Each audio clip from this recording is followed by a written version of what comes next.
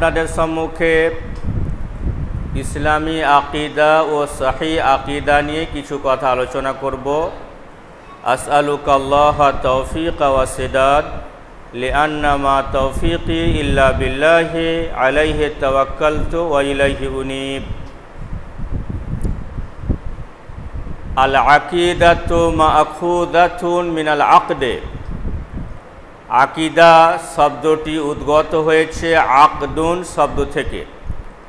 আকদুন শব্দের অর্থ হলো গিঁট বাঁধা বা কোনো জিনিসকে টিপে বেঁধে দেওয়া, এমন টিপে বাঁধা যাতে বিন্দুমাত্র খুলে না যায়, একে বলা হয় আকিদা। ইসলামের পরিভাষাতে ইমানের 6টা রুকুনকে দৃঢ়ভাবে বিশ্বাস করার নাম আকিদা। ইসলামের শুরুতে আল্লাহ রসুল সাল্লাল্লাহু আলাইহি সাল্লাম যখন এই পৃথিবীতে এলেন, অতঃপর সাহাবাদের যুগের আকিদা শব্দটা নিয়ে এত বেশি আলোচনা ছিল না। পরবর্তীতে যখন হযরত উসমান রাদিয়াল্লাহু আনহু শহীদ হলেন, তারপর থেকে নিয়ে আকিদা শব্দটার প্রচলন দেখা গেল। কেন দেখা গেল? এই জন্য দেখা গেল যে লোকেরা ইসলামে রীতিনীতিকে নিজেদের মন মতো ব্যাখ্যা করতে লাগলো। এর ফলে আকিদা ব্যাপারটা খুব বেশি দেখার প্রয়োজন পড়ল। এই জন্য প্রয়োজন পড়ল আল্লাহ তাআলা ভূপৃষ্ঠে যত নবী বা রসুল পাঠিয়েছেন, তাদের সকলেরই উদ্দেশ্য ছিল যে আল্লাহর একত্ববাদ প্রতিষ্ঠা করবে এবং আল্লাহ ব্যতি রেখে অন্যান্য বাতিল উপাস্য থেকে বেঁচে থাকবে। আল্লাহ তাআলা সূরা নাহল আয়াত নম্বর 36 বলেন, ওয়ালাকাদ বাআসনা ফি কুল্লি উম্মাতি রাসূলা। আমি প্রত্যেক জাতির জন্য রসুল প্রেরণ করেছি, যেমন আমাদের রসুল মুহাম্মদ সাল্লাল্লাহু আলাইহি সাল্লাম। কেন প্রেরণ করেছি? আনি ইবুদুল্লাহ, যে তারা আমারই একত্ববাদ প্রতিষ্ঠা করবে। আল কুরআনুল কারিমে এবং হাদিসে ইবাদত শব্দটা যেখানে এসেছে, সেখানে এর মুহাদ্দিসিন কিরাম এবং সালফে সালেহিনগণ ভাবার্থ নিয়েছেন একত্ববাদের। কারণ ইবাদতের ক্ষেত্রে একত্ববাদটা জরুরি। তাহলে এর অর্থ কি দাঁড়ালো? আনি ইবুদুনি, তোমরা আমারই একত্ববাদ প্রতিষ্ঠা করবে। কারণ তার পরবর্তী শব্দ থেকে বোঝা যাচ্ছে যে এখানে একত্ববাদই বোঝানো হয়েছে। কারণ আল্লাহ তাআলা বলছেন ওয়াজতানিবু তাগুত, এবং তারা তাগুত থেকে বেঁচে থাকবে। তাগুত কাকে বলা হয়? হযরত ওমর বলেন, মা উবিদা মিন দুনিল্লাহি, আল্লাহ ব্যতি রেখে যার উপাসনা করা হয় তার নাম হলো তাগুত। তাহলে এখানে বোঝানো হলো যে ইবাদত এক আল্লাহর করতে হবে। এই জন্য যত রসুলকে পৃথিবীতে পাঠানো হয়েছে, এখানে এক আল্লাহর ইবাদত করার ক্ষেত্রে দেখা যায় যে আমরা মুসলিমরা আল্লাহ ব্যতি রেখে অন্য কারো মাঝে মাঝে ইবাদত করে ফেলি। ঠিক এই আয়াত দেখুন, আল্লাহ তাআলা সূরা নূর আয়াত নম্বর 39 বলছেন, ওয়াল্লাযীনা কাফারু, যারা অবিশ্বাস করেছে, আমালুহুম, তাদের আমলগুলো কাসারাবিন বিকিআতিন, মরুভূমির মরীচিকার ন্যায়। ইয়াহসাবুহু যামআনু মাআ, পিপাসার্থ ব্যক্তি মনে করে পানি আছে। ফাজাওয়াজাহু, যখন সে সেখানে আসে, লাম ইয়াজিদহু শাইয়ান, সে সেখানে কিছুই পায় না। ফাওয়াজাদাল্লাহা ইনদাহু, তখন সে সেখানে আল্লাহকে পায়। ফাওয়াফাহু হিসাবাহু, আল্লাহ তাআলা তার পরিপূর্ণ হিসাব নেন। আল্লাহু সারিউল হিসাব, এবং আল্লাহ তাআলা দ্রুত হিসাব গ্রহণকারী। সূরা নূর আয়াত নম্বর 39। এই আয়াতের যদি আমরা ব্যাখ্যা দেখি, যাদের কাছে বাংলা তাফসিরে জাকারিয়া আছে দেখতে পারবেন, তাফসির ইবনে কাসিরে দেখতে পারবেন। এই আয়াতে কি বলা হয়েছে? ওয়াল্লাযীনা কাফারু, যারা অস্বীকার করেছে, যারা কাফের। আমালুহুম, তাদের আমল অর্থাৎ তাদের আমলের বদলা কাসারবিন বেকিআতিন, মরুভূমির মরীচিকার নেই। মানে যখন কোনো ব্যক্তি মরুভূমিতে যায়, দূর থেকে সে মনে করে যে পানি আছে, অতঃপর সে যখন সেখানে পৌঁছায় দেখে পানি নেই। তেমনি যারা অবিশ্বাসী যারা, তারা যখন কোনো আমল করে ভাবে যে তারা তাদের আমলের বদলা পাবে, কিন্তু তারা তখন দেখে যে এটা মরীচিকার নেই।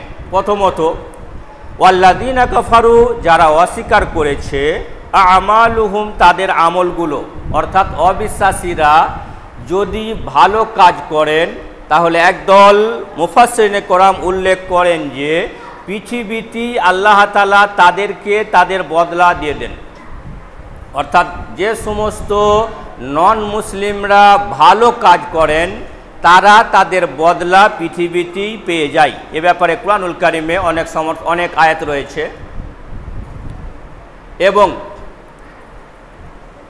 যখন পরকাল আসবে তখনও তাদের আমলগুলোকে দেখানো হবে, তাদের আমলগুলোকে নিয়ে আল্লাহ তাআলা হাজির হবেন। আল্লাহ তাআলা সে কথাই বলছেন সূরা ফুরকান আয়াত নম্বর 23-এ, ওয়াকাদিমনা ইলা মা আমিলু মিন আমালিন, তারা যে আমল করেছে এই আমলগুলোকে নেওয়ার জন্য আমি অগ্রসর হব। এখানে বুঝতে পারা যাচ্ছে যে তাদের আমলগুলোকে দেখানো হবে যে হে অবিশ্বাসীরা, তোমরা যে আমল করেছিলে এটা হলো তোমাদের আমল। অতঃপর আল্লাহ তাআলা তাদের আমলগুলোকে নেবেন, অতঃপর কি করবেন? ফাজআলনাহু হাবাআম মানসুরা, তিনি তাদের আমলগুলোকে নিয়ে বিক্ষিপ্ত ধূলিকণার ন্যায় করবেন। অর্থাৎ তাদের আমলগুলো রবের সমীপে গ্রহণযোগ্য নয়, বরং সেটা বাতিল ঘোষণা করা হয়েছে। যখন তারা ওই মরীচিকার ন্যায় মনে হবে তাদেরকে, সেখানে যখন তারা যাবে তো সেখানে কিছু পাবে না। সেখানে কি পাবে? ফাওয়াজাদাল্লাহ ইনদাহু, তারা সেখানে আল্লাহ তাআলাকে পাবে। এখানে সেখানে আল্লাহ তাআলাকে পাবে থেকে একদল ইসলামী চিন্তাবিদ ওয়াহাদাতুল উজুদ এর আকীদা আবিষ্কার করেছেন। ওয়াহাদাতুল উজুদ, এই যে অজাদা আরবি শব্দ, এর থেকে উদ্গত হয়েছে উজুদ শব্দ, এর মানে হলো অস্তিত্ব, মানে আছে। আর ওয়াহদা এর মানে হলো একত্ববাদ। এর মানে বোঝানো হয়েছে যে সব জিনিসের মধ্যে আল্লাহ তাআলা আছেন।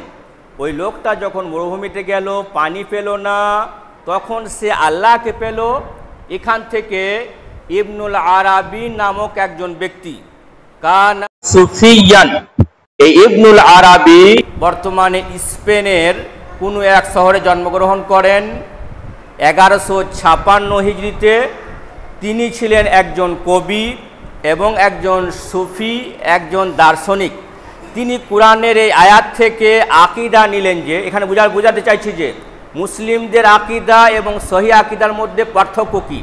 এখানে মুসলিমদের আকীদা, তিনি আকীদা নিলেন একজন দার্শনিক হয়ে যে দেখো, সে যখন মরুভূমিতে গেল, পানি পেল না, সে সেখানে আল্লাহকে পেল।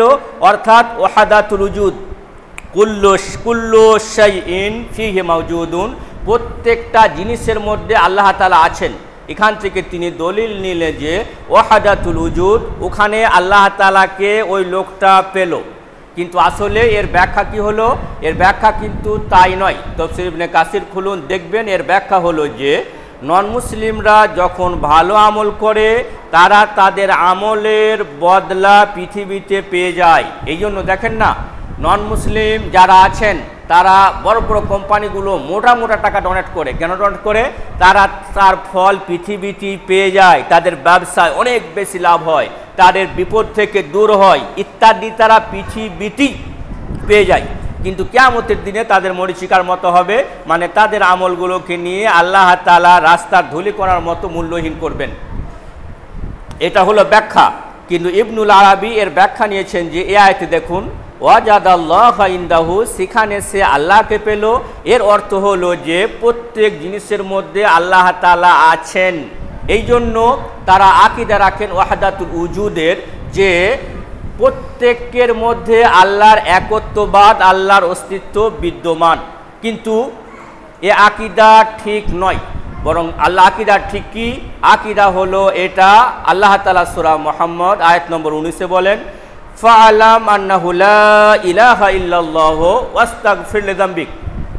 হে নবী মুহাম্মদ সাল্লাল্লাহু আলাইহি সাল্লাম, আপনি প্রথমে জানুন যে লা ইলাহা, কোনো উপাস্য নেই, অর্থাৎ যত রকম উপাস্য আছে প্রত্যেকটাকে বাতিল করা হয়েছে, প্রত্যেকটা উপাস্যকে বাতিল করা হয়েছে ইল্লাল্লাহ, আল্লাহ ব্যতি রেখে।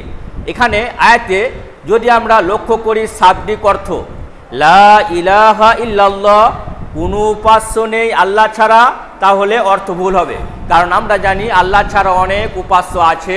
একদল মুসলিম যারা মাজারে গিয়ে মানত করেন, মাজারে মানত করেন, তার মানে তারা ভাবেন যে আল্লাহর সাথে অন্য কেউ অন্য কারো ইবাদত করলে আল্লাহর কাছে পৌঁছানো যাবে।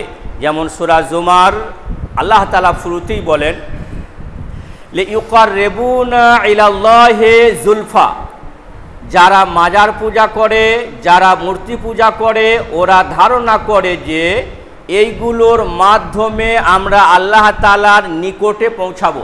অর্থাৎ তাদের উদ্দেশ্য কি ছিল? তাদের উদ্দেশ্য ছিল আল্লাহর কাছে পৌঁছানো। পৌঁছাতে গিয়ে তারা কি করলো? মাজারে ইবাদত করলো। এটা হলো এক শ্রেণীর মুসলিমদের আকীদা।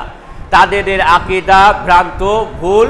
কারণ আল্লাহর কাছে পৌঁছাতে গেলে কোনো ওয়াসিলা লাগে না, বরং আল্লাহর কাছে পৌঁছাতে গেলে হাদিসগুলোর পাতা উল্লেখ করলে বোঝা যাবে যে ওয়াবতাগু ইলাইহিল ওয়াসিলাতা, তোমরা তার কাছে মাধ্যম অনুসন্ধান করো। এখানে তিনটে মাধ্যমের কথা বোঝানো হয়েছে। নাম্বার 1, লিল্লাহিল আসমাউল হুসনা ফাদউহু বিহা, আল্লাহ তাআলার অনেক নাম আছে, সেই নাম দিয়ে তোমরা আল্লাহর কাছে দোয়া করো।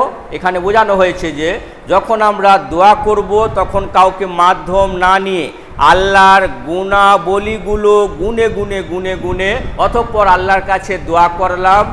এইটা হলো আল্লাহর নামাবলীর মাধ্যমে, ওয়াসিলার মাধ্যমে আল্লাহর কাছে পৌঁছানো।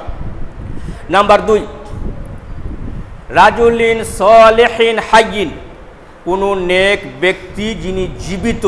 এখন আল্লাহ রসুল সাল্লাল্লাহু আলাইহি সাল্লাম মারা গেছেন, আল্লাহ রসুল সাল্লাল্লাহু আলাইহি সাল্লামের ওয়াসিলায় আমরা আল্লাহর কাছে কিছু চাইলাম। এক ধরনের মুসলিম আছে, আপনি অহরহ শুনতে পাবেন বাজারে যে ইয়া মুহাম্মদ ইরহাম আলাইনা, ইয়া মুহাম্মদ ইগফির লানা, এই মুহাম্মদ তুমি আমাদের উপরে রহম করো, এই মুহাম্মদ তুমি আমাদেরকে দয়া করো, আমাদেরকে তুমি মাফ করে দাও। এক শ্রেণীর মুসলিমের এই আকীদা আছে। তো আকীদা, সহি আকীদা হলো যে আল্লাহ রসুল সাল্লাল্লাহু আলাইহি ওয়াসাল্লাম মারা গেছেন, তার কাছে কোনো জিনিস চাওয়া যাবে না এবং তার ওয়াসিলায় কোনো জিনিস চাওয়া যাবে না। চাওয়া যাবে কার ওয়াসিলাতে? যখন কোনো মানুষ জীবিত থাকবেন, তিনি যদি নেক হন। এখানে নেক বলতে বোঝানো হয়েছে কুরআন এবং হাদিসের নিরিখে যিনি সৎ ব্যক্তি, ওয়ালি, তাকে। যেমন হযরত ওমর রাদিয়াল্লাহু তাআলা আনহুর যুগে একবার দুর্ভিক্ষ দেখা দিয়েছিল। তখন ওমর রাদিয়াল্লাহু তাআলা আনহু তিনি আল্লাহ রসুলের চাচা আব্বাসকে নিয়ে বললেন, আল্লাহুম্মা ইন্নী আসআলুকা বিওয়াসিলাতিল আব্বাস, হে আল্লাহ, আল্লাহ রসুলের চাচা আব্বাস রাদিয়াল্লাহু আনহু তিনি বেঁচে আছেন। আমরা তো আগে দোয়া চাইতাম আল্লাহ রসুলকে নিয়ে, এখন তার চাচা একজন নেক ব্যক্তি, তার চাচার ওসিলায় আমরা তোমার কাছে পানি চাইছি, তুমি পানি দাও। অতঃপর বৃষ্টি হলো। এটা দলিল যে জীবিত নেক ব্যক্তির ওসিলায় দোয়া করা যেতে পারে। নাম্বার 3, সহিহ বুখারী এবং মুসলিমে এই হাদিসটা অ্যাভেলেবেল এসেছে যে 3 জন ব্যক্তি সফর করছিল, হঠাৎ বৃষ্টি আসে, পাহাড়ের একটা গুহায় তারা ঢুকে পড়ে। এমতো অবস্থায় অপর থেকে একটা চটান এসে গুহার মুখটাকে বন্ধ করলো। তারা 3 জনে নেক আমল করেছিল, সেই নেক আমলের বিনিময়ে রবের কাছে দোয়া করেছিল, নেক আমলের ওয়াসিলায় রবের কাছে দোয়া করেছিল। তখন রব তাদের দোয়াগুলোকে শুনলেন, ফলে ওই পাথরটা সরে গেল। এখানে কি বুঝতে পারলাম? ওয়াসিলা শরীয়তে কেবলমাত্র 3 ভাবে বৈধ, এ ব্যতি রেখে অন্য কোনো ওয়াসিলা বৈধ নয়। যদি আমরা বলি হে নবী মুহাম্মদ সাল্লাল্লাহু আলাইহি ওয়াসাল্লাম তার কবরের কাছে গিয়ে তোমার ওসিলায় তোমার রবের কাছে চাইছি, এটা হবে হারাম এবং শিরিক। বরং তিনটে ওসিলা কি হলো?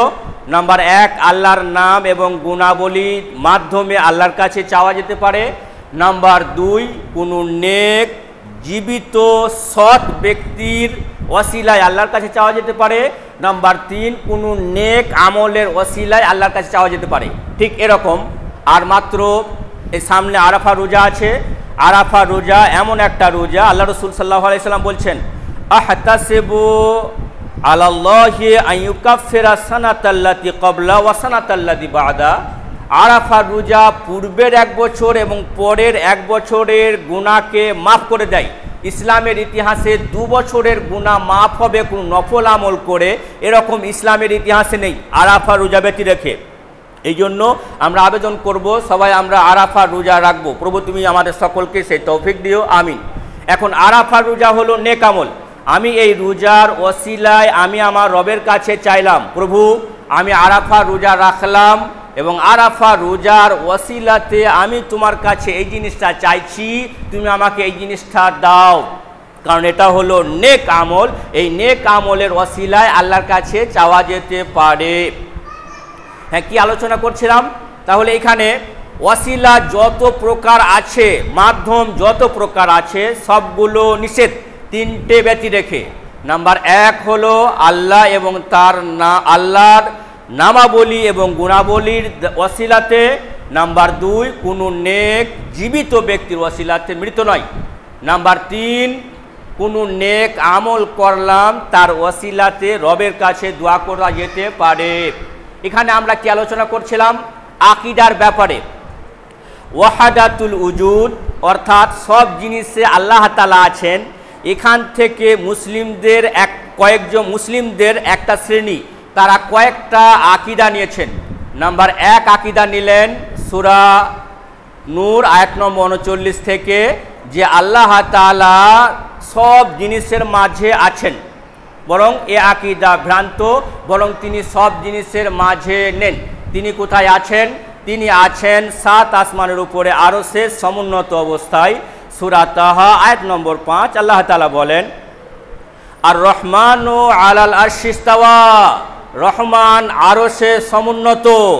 দলিল নাম্বার 2 সহিহ বুখারী হাদিস নম্বর 1145। হাদিসের বর্ণনাকারী আবু হুরায়রা রাদিয়াল্লাহু আনহু তিনি বলেন ক্বালা রাসূলুল্লাহ সাল্লাল্লাহু আলাইহি সাল্লাম, আল্লাহ রাসূল সাল্লাল্লাহু আলাইহি সাল্লাম বলেন ইয়ানজিলু রাব্বুনা তাবারাক ওয়া তাআলা কুল্লা লাইলাতিন ইলা সামাই দুনিয়া হিনা ইয়াবকা মিন ফুলুসিল লাইলিল আখির। বিশ্ব সৃষ্টিকর্তা আল্লাহ তাআলা প্রত্যেক রাতের শেষ তৃতীয়াংশে প্রথম আসমানে তিনি নেমে আসেন। ওয়াকুল, এবং ঘোষণা দেন মাইয়াদউনি ফাআস্তাজিবা লা, কে আমার কাছে দোয়া করবে আমি তার দোয়া শুনব। ওয়া মাইয়াস্তাগফিরুনি ফাআগফিরা লা, কে আমার কাছে ক্ষমা চাইবে আমি তাকে ক্ষমা করব। এটা দলিল যে আল্লাহ তাআলা সব জিনিসের মধ্যে নেই এবং সর্বত্র বিরাজমান নন, বরং তিনি সপ্তম আসমানের মধ্যে সমুন্নত। এবং তার ইলম, তার জ্ঞান, তার যে গুণাবলী নাম আছে এর অর্থ বুঝলে বুঝতে পারা যাবে যে আমরা যা কিছু করছি সব তিনি জানেন, তার জ্ঞানের মধ্যে এটা পরিবিষ্ট রয়েছে। কিন্তু তিনি সশরীরে সর্ব জায়গায় আছেন এ কথা ঠিক নয়। আল্লাহ তাআলা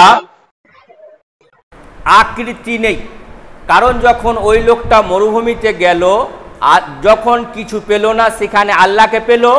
আল্লাহকে তো সে চোখে দেখলো না। এর অর্থ হলো যে আল্লাহ তাআলার আকৃতি নেই। এক শ্রেণীর মুসলিমরা এই আকীদা বিশ্বাস করে, কিন্তু সহি আকীদা এটা ভিন্ন কথা। চলুন দেখি একবার কুরআনুল কারীম এবং হাদিসের ব্যাপারে কি বলা হয়েছে। সূরা মুলক আয়াত নম্বর 1 আল্লাহ তাআলা বলেন তাবারাকাল্লাযী বিয়াদিহিল মুলক, কল্যাণ রয়েছে ওই সত্তার হাতে। তাহলে এখানে এ আয়াতে তাবারাকাল্লাযী বিয়াদিহি, এখানে যে ইয়াদুন শব্দটা আছে, ইয়াদুন শব্দের অর্থ হলো হাত, তাহলে এখানে আয়াতে আল্লাহ তাআলার হাত আছে এ কথাই বোঝা গেল। সূরা কালাম আয়াত নম্বর 42 আল্লাহ তাআলা বলেন, ইয়াউমা ইউকশাফু আন সাকিউ ওয়া ইউদআউনা ইলা সুজুদি ফালা ইস্তাতিউন। মহাপ্রলয় দিবসে বিভিন্ন চিত্রসমূহের মধ্য হতে কয়েকটা চিত্র অঙ্কন করা হয়েছে। এর মধ্যে সূরা কালাম 42 নম্বর আয়াতে একটা চিত্র অঙ্কন করা হয়েছে যে আল্লাহ তাআলা এক সময় ইয়াউমা ইউকশাফু আন সাকিন, সেদিন উন্মোচিত করা হবে তার হাঁটুর নিম্নাংশ, ওয়া ইউদআউনা ইলা সুজুদ, এবং তাদেরকে সাজদার জন্য আহ্বান করা হবে, ফালা ইস্তাতিউনা, তারা তা সাজদা করতে পারবে না। সূরা কালাম আয়াত নম্বর 42 এর ব্যাখ্যা আমরা হাদিস থেকে নেব। সহিহ বুখারী হাদিস নাম্বার 6919 4919 হাদিসের বর্ণনাকারী আবু সাঈদ আল খুদরি রাদিয়াল্লাহু আনহু তিনি বলছেন, ইয়াউমা ইয়াকসিফু রাব্বুনা আন সাকিহি, বিশ্ব সৃষ্টিকর্তা আল্লাহ তাআলা মহাপ্রলয় দিবসের এক সময় তিনি তার হাঁটুর নিচের অংশ খুলে দেবেন। ওয়া ইয়াসজুদু কুল্লু মুমিনিন ওয়া মুমিনাতিন, প্রত্যেক বিশ্বাসী পুরুষ এবং বিশ্বাসিনী মহিলারা সাজদাতে পড়ে যাবে। ওয়া ইয়াবকা মান কানা ইয়াসজুদু লিল্লাহি ওয়া রিয়াআন ওয়া সুমাতান, এবং ওরা বাকি থেকে যাবে যারা আল্লাহকে শোনাবার জন্য এবং দেখাবার জন্য ইবাদত করত, নামাজ পড়ত। তাহলে এখানে কি বোঝানো হলো? যারা লোককে দেখানোর জন্য নামাজ পড়ে, ঠিক এখান থেকে আমরা এই মশলা নিই যে আমরা কোরবানি করব, আমাদের কোরবানির মধ্যে যদি লৌকিকতা থাকে, লোককে দেখানোর উদ্দেশ্য থাকে, তাহলে সেই কোরবানিটা রবের কাছে গ্রহণযোগ্য নয়। কোন কোরবানি গ্রহণযোগ্য হবে? সূরা মায়েদা আয়াত নম্বর 87 আল্লাহ তাআলা বলেন, ইন্নামা ইয়াতাকাব্বালুল্লাহু মিনাল মুত্তাকিন, আল্লাহ তাআলা কেবলমাত্র কবুল করে থাকেন যাদের মধ্যে তাকওয়া, আল্লাহর ভয় আছে তাদের। তাহলে এখানে আমরা যারা কোরবানি করব আমাদের খেয়াল রাখতে হবে যে আমার কোরবানি করাটার মধ্যে যেন লৌকিকতা না থাকে, লোককে দেখানো যেন না থাকে। যদিও এটা সুন্নতে মুআক্কাদা, অথচ একজন ব্যক্তি ফরজ নামাজ পড়েন, তখন তিনি কি করেন? ফরজ নামাজ পড়েন, লোককে দেখানোর জন্য পড়েন। কিয়ামতের দিনে সবের প্রথম তাদের অপমান, কি অপমান? এই অপমান যে তারা যখন আল্লাহ রাব্বুল আলামিনের হাঁটুর নিম্নাংশ দেখে পড়ে যাবে সাজদাতে, তো তারা সাজদা করতে যাবে, ফায়াকুনু যাহরুহু তাবাকান ওয়াহিদা, তাদের পিঠটা সোজা একটা লাঠির মতো হয়ে যাবে, কিছুতেই বেঁকবে না। এখানে কাদের পিঠটা লাঠির মতো হয়ে যাবে? মান কানা ইয়াসজুদু লিল্লাহি রিয়াআন ওয়া সুমাতান, যারা আল্লাহ তাআলাকে লোককে দেখানোর জন্য, লোককে শোনানোর জন্য নামাজ পড়তো, আল্লাহর ইবাদত করত, তাদের জন্য এটা হবে। ভাই মুসলিম, এখান থেকে আমরা কি দলিল নেব?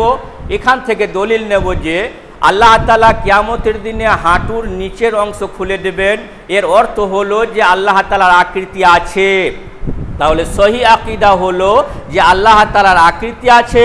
আর অনেক মুসলিমদের এই আকীদা যে আল্লাহ তাআলা নিরাকার। যারা বলেন আল্লাহ তাআলা নিরাকার, তাদের আকীদা সহি আকীদার বিরুদ্ধে, বরং তাদের আকীদা হলো ভ্রান্ত আকীদা। এ ব্যাপারে অ্যাভেলেবেল দলিল রয়েছে। এখন যদি প্রশ্ন করা হয় আল্লাহ তাআলার আকৃতি আছে, তো আল্লাহ তাআলা কেমন? তিনি নিজে তার জবাব দিয়েছেন সূরা শুরার আয়াত নম্বর 11-তে, লাইসা কামিথলিহি শাইউন, তার মতো কেউ নেই। অর্থাৎ আল্লাহ তাআলার হাত আছে, তার হাতটা আমার হাতের মতো। লাইসা বেতাসবিহিন ওয়ালা তামসিলিন, আল্লাহ তাআলার হাতটা উপমাহীন, তুলনাহীন, কার সাথে তুলনা করা যাবে না। আল্লাহ তাআলার আকৃতি তার নিজের মতো। তবে এখানে আমরা বুঝলাম যে আল্লাহ তাআলার আকৃতি আছে। প্রথমত, যদি কোনো ব্যক্তি আল্লাহ তাআলার আকৃতি নেই এ ধারণা করেন, তাহলে তিনি আল কোরআনুল কারীমে যেখানে আল্লাহ তাআলার আকৃতির কথা উল্লেখ করা হয়েছে, সেই আকৃতিগুলো, সেই আয়াতগুলো তিনি অস্বীকার করছেন। ফলে তার আকীদা ভুল আকীদা। সহি আকীদা হলো যে আল্লাহ তাআলার আকৃতি আছে। তাহলে সূরা নূর আয়াত নম্বর 39 থেকে আমরা কি শিখলাম? আল্লাহ তাআলা সর্বত্র বিরাজমান, এই আকীদা ছিল মুশরিকদের এবং একদল মুসলিম যারা নিজেদেরকে সুফি বলে দাবি করেন তাদের। কিন্তু সহিহ আকীদা হলো যে আল্লাহ তাআলা সর্বত্র বিরাজমান নন, বরং তিনি আরশে সমুন্নত আছেন। এখানে আমাদের খেয়াল রাখতে হবে যে এ নিরসনের আমাদের জবাব ঠিক এইভাবে নিতে হবে। যখন মুসলিমদের বিভিন্ন দল বিভিন্ন রকম আকীদা পোষণ করে, তো আমরা নিরসন কিভাবে করব? আল্লাহ তাআলা সূরা নিসা আয়াত নম্বর 59 উল্লেখ করেছেন, ফাইন তানাযাতুম ফি শাইইন ফারুদ্দুহু ইলাল্লাহি ওয়া রাসূল। যদি তোমরা কোনো ব্যাপারে পরস্পরের মধ্যে ঝগড়া করো, মানে একদল মুসলিম বলে যে আল্লাহ তাআলা সর্বত্র বিরাজমান, আল্লাহ তাআলার নিরাকার, তাও আরেক দল মুসলিম বলে আল্লাহ তাআলা আরশে সমুন্নত, তার আকৃতি আছে। উভয় দলের নিরসন কিভাবে হবে সে কথা আল্লাহ তাআলা সূরা নিসা আয়াত নম্বর 59 বলেন, ফাইন তানাযাতুম ফি শাইইন, যদি তোমরা পরস্পরে কোনো জিনিসের ব্যাপারে ঝগড়া করো, ফারুদ্দুহু ইলাল্লাহি ওয়া রাসূলিহি, দুদিকে ফিরে আসার কথা বলা হলো, আল্লাহ এবং তার রসুলের দিকে। এখানে কি বুঝতে পারলাম? তাহলে সহিহ আকীদা হলো যে আকীদার সমর্থনে কুরআনুল কারীম এবং সহিহ হাদিস থেকে দলিল রয়েছে, এটা হলো সহিহ আকীদা। আর যে আকীদার কুরআনুল কারীম এবং সহিহ হাদিসে তার কোনো দলিল নেই প্রকাশ্যভাবে, বরং ব্যাখ্যা করে ইদিক উদিক করে টেনে নিয়ে আসা হয়েছে, এটা হলো ভ্রান্ত আকীদা।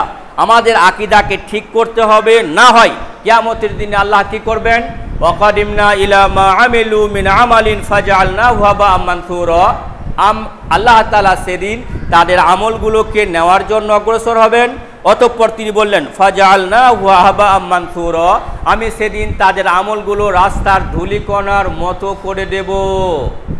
আমাদের আমল যাতে রাস্তার ধূলিকণার মতো না হয়, এই জন্য আমাদেরকে আমাদের আকীদা, আমাদের বিশ্বাস সঠিক করতে হবে আল্লাহ তাআলার ব্যাপারে এবং তার রসুলের ব্যাপারে। পূর্বদয়ময় তুমি আমাদের সকল কি সঠিক আকীদা, সহিহ আকীদা কি জিনিস বুঝে সেই অনুযায়ী আমল করার তৌফিক দিও, আমিন।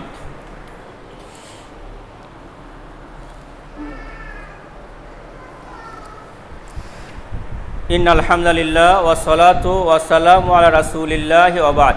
ভাই মুসলিম, ইসলামটা হলো একটা জ্যোতির ন্যায়, যে যতটা ইসলামের কাছে অবস্থান করবে, যে যতটা ইসলামের কাছে অবস্থান করবে তারা বেশি আলো পাবে। ইসলামের আল্লাহ এবং রসুল, ইসলামের তারপরে কাদের অবস্থান? সাহাবাদের অবস্থান। তারপরে কাদের অবস্থান? তাবেঈদের অবস্থান। তাহলে আমাদেরকে সঠিক ইসলাম জানতে গেলে সাহাবা এবং তাবেঈনদের জামাতকে ফলো করতে হবে। তারপরে জামাতকে যদি আমরা ফলো করতে যাই, তাহলে আমরা অত ঠিক আলোর কাছে থাকলে যতটা দেখা যাবে, যতটা স্পষ্ট দেখা যাবে, দূরে থাকলে অতটা স্পষ্ট দেখা যাবে না। আমরা যারা ইবনুল আরাবি, ইনি ছিলেন একজন কবি, একজন সুফি, একজন দার্শনিক। ইনি 1200 হিজরির লোক, আল্লাহ রসুল সাল্লাল্লাহু আলাইহি ওয়াসাল্লাম থেকে অনেক দূরে। তাহলে দূরের লোকের আমরা আকীদা নিব কিভাবে?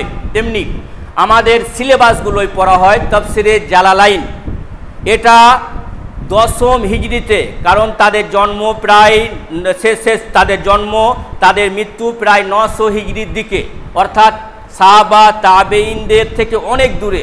এই জন্য তাফসিরে জালালাইনে যেখানে ক্বাদ জাআকুম মিনাল্লাহি নূরুন, আল্লাহর পক্ষ থেকে এসেছে নূর, এখান থেকে বোঝানো হয়েছে ইয়ানি মুহাম্মাদান, অর্থাৎ নূর থেকে বোঝানো হয়েছে মুহাম্মদ। এখানে খেয়াল রাখতে হবে যে নূর থেকে অন্যান্য যেগুলো তাফসিরে মাসুর, যেগুলো থেকে আল্লাহ এবং তার রসুলের হাদিসগুলোকে উল্লেখ করা হয়েছে, এই তাফসিরগুলোতে মুহাম্মদ মুরাদ নেওয়া হয়নি, বরং এখানে মুহাম্মদ সাল্লাল্লাহু আলাইহি সাল্লাম ছিলেন আলোকবর্তিকা, তিনি হলেন অনুসরণযোগ্য, এ কথা বোঝানো হলো। ভাই মুসলিম, তাহলে আমাদেরকে যখন আমরা আকীদার ব্যাপারটা আলোচনা করব, কার কথা নিব? যিনি যত আল্লাহ রসুল সাল্লাল্লাহু আলাইহি সাল্লামের কাছে, তার কথা আমরা বেশি প্রাধান্য দেব। যারা দূরে অবস্থান করছেন তার কথা আমরা বেশি প্রাধান্য দেব না। যে কোনো মশলার ব্যাপারে আমরা দেখেছি যে যারা যত কাছে আছেন তাদের অর্থাৎ সাহাবাদের জামাত, এ ব্যাপারে তো আল্লাহর পক্ষ থেকে, রসুলের পক্ষ থেকে স্পেশাল উপহার। আর সাহাবা তো কুল্লুহুম আদুল, সাহাবারা সকলেই ন্যায় নিষ্ঠাবান। ইসলামের সাথে কোনো সম্পর্ক আছে কিনা এ নিয়ে আমাদেরকে ভাবতে হবে। ভাই মুসলিম, এক কথায় বোঝাতে চাইছি যে আকীদার সমর্থনে কুরআনুল কারীম এবং সহিহ হাদিসের দলিল রয়েছে, এটা হলো সহিহ আকীদা। এই আকীদা আমাদের গ্রহণ করার নির্দেশ দেওয়া হয়েছে। এবং যে আকীদার সমর্থনে ডাইরেক্ট কুরআন কারীম এবং সহিহ হাদিসের দলিল নাই, এটা হলো ভ্রান্ত আকীদা, বাতিল আকীদা। এই বাতিল আকীদা জানা মাত্র সেখান থেকে আমাদের দূরে থাকতে হবে। প্রভু দয়াময়, তুমি আমাদের সকল কি সঠিক আকীদা শিখে সেই অনুযায়ী আমল করার তৌফিক দিও, আমিন। প্রভু দয়াময়, তুমি আমাদের সকল কি এই জুলহিজ্জা মাসের 10টা দিন বেশি বেশি করে ইবাদত করার তৌফিক দিও, আমিন। প্রভু দয়াময়, তুমি আমাদের সকল কি আরাফা রোজা রাখার তৌফিক দিও, আমিন। ওয়া আখিরু দাওয়ানা আলহামদুলিল্লাহি রাব্বিল আলামিন ওয়া সাল্লাল্লাহু আলা নবিয়্যিনা মুহাম্মদ ওয়া আলা আলিহি ওয়া আসহাবিহি আজমাইন। রব্বানা আতিনা ফিদ দুনিয়া হাসানা ওয়া ফিল আখিরাতি হাসানা ওয়া কিনা আযাবান নার। রব্বানা তাকাব্বাল মিন্না ইন্নাকা আনতাস সামিউল আলিম। সুবহান রাব্বিকা রাব্বিল ইজ্জাতি আম্মা ইয়াসিফুন ওয়া সালামুন আলাল মুরসালিন ওয়ালহামদুলিল্লাহি রাব্বিল আলামিন।